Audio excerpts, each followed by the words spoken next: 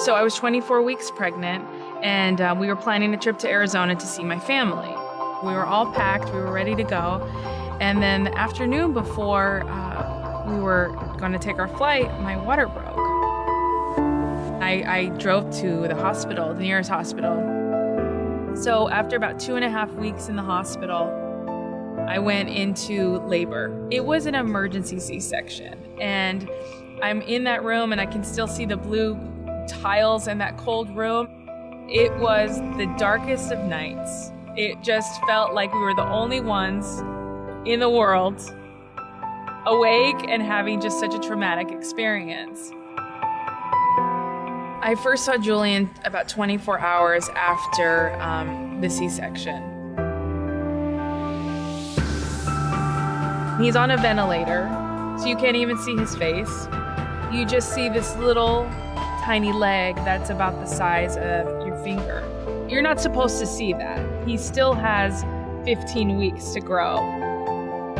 It's a heartbreaking experience. The first moment I actually touched Julian was a couple weeks after he was born because he was too fragile for anyone other than a doctor to touch him. I couldn't stop crying. But I knew that God was with me and he was carrying me through it, and he was gonna have a very special story for Julian.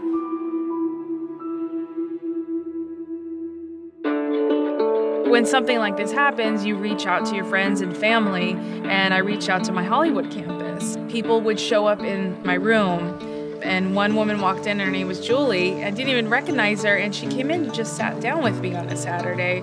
She massaged my feet for about an hour and a half. We shared stories, we prayed together, we talked. You know, she helped me, you know, in my moment. I would find out that there would be food delivered to my house, and I didn't even know the people that were delivering it, but they delivered food for my husband and my son, and they would constantly send me verses. Every single day there would be somebody with a verse. It just shows you the unity we have in Christ together. And in Galatians, how it says we are all one in Christ. And when something like this happens to one of us, then you serve them. I mean, it could be somebody sitting right next to you. We saw Julian from 1 pound, 15 ounces grow into, you know, a 7-pound baby when we left the hospital.